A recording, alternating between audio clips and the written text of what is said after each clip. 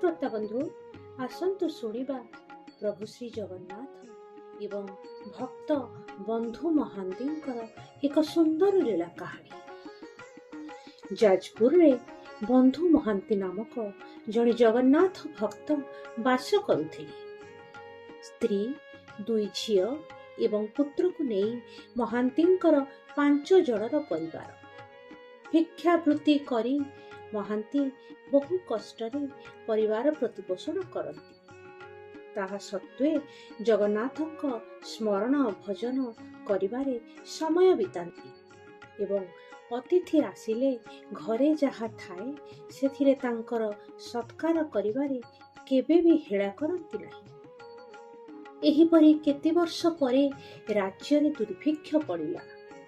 खाइबाकू न पाई अनेक लोक पोकमाछी परि मरिले। शिल शिलपुआ गगने उड़ुथिला बेले सिमिळे तुळा कथा बा पचारे किए।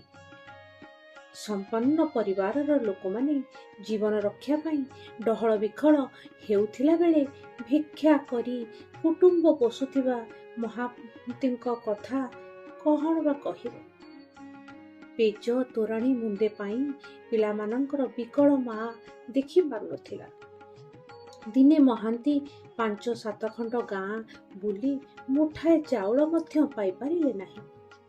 संध्या बेले स्वामी स्त्री बसी कौनसी बंधु घर को जाई किछि मागी आनिबा कथा भाबी बसिले। राज्य सारा दुर्भिक्ष पड़िथिबारु समस्तଙ୍କ अवस्था समान थिला। एतिकी बेले महांती श्रीक्षेत्र जाई मगा जचा करी पेट पोषिबा कथा चिंता करती।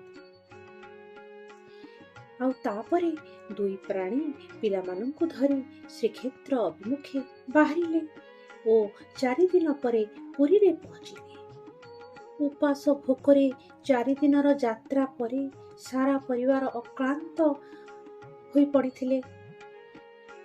खाइबाकू पाखरे खुद कणिकाटिए नथिला। शेषरे पेज नळारू पेज पी भोक निवारण कले।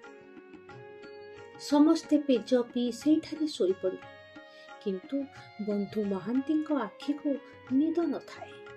पिलामानंकर अवस्था कथा चिंता करी जगन्नाथंकु आकुल प्रार्थना कले। तारि भितरे केतेबेले महांती सोई जाइथिले जे जानि नथिले।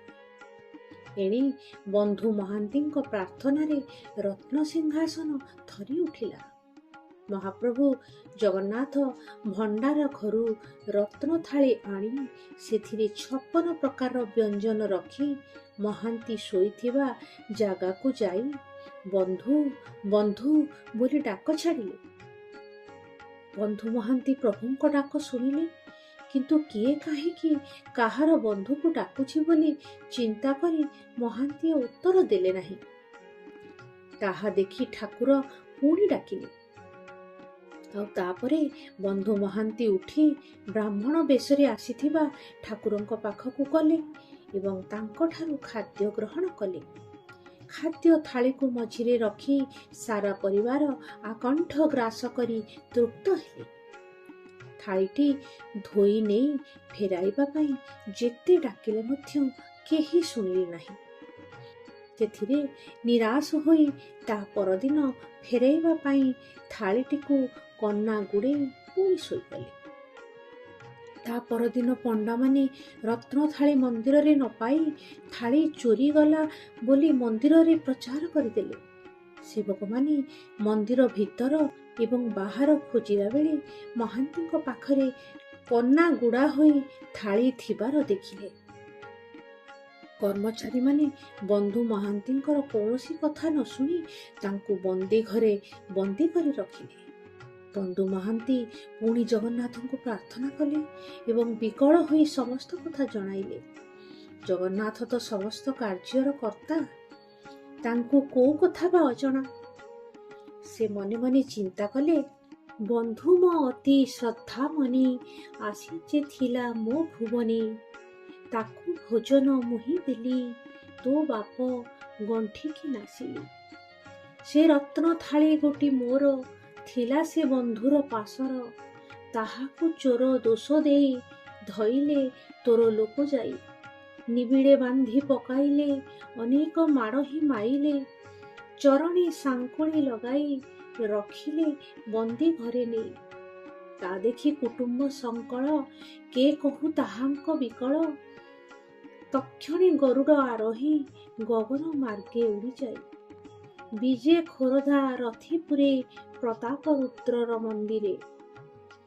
ରାଜାଙ୍କୁ ଜଗନ୍ନାଥ ସ୍ୱପ୍ନରେ କହିଲେ, ଏଣୁ ମୁଁ କହୁଅଛି ତୋତେ, କ୍ଷେତ୍ରକୁ ଯିବୁ ତୁ ତୋରିତେ, ବନ୍ଧୁକୁ ବନ୍ଦୀରୁ ଫିଟାଇ, ଚରଣ ସାଙ୍କୁଳି ଫିଟାଇ, ବିନୟ ହୋଇ ପାଦ ତଳେ, ସ୍ନାନ କରାଇ ତୀର୍ଥ ଜଳେ, ପିନ୍ଧାଇ ସୁଝିନ ଅମ୍ବର, ଖଞ୍ଜିବୁ ନାନା ଅଳଙ୍କାର, ଦେଉଳେ ଖରଶୋଧ ପଣେ, ଶାଢ଼ୀ ଯେ ଦେବୁ ତୁ ଆପଣି।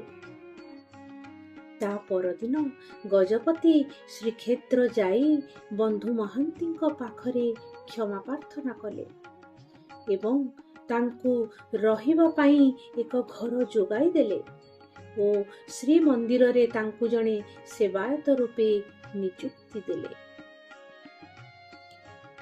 ବନ୍ଧୁଗଣ, ଆଉ ଏକ ସୁନ୍ଦର କାହାଣୀ ନେଇ ମୁଁ ଉପସ୍ଥିତ ହେବି ମୋର ଆଗାମୀ ଅଧ୍ୟାୟରେ। ଜୟ ଜଗନ୍ନାଥ।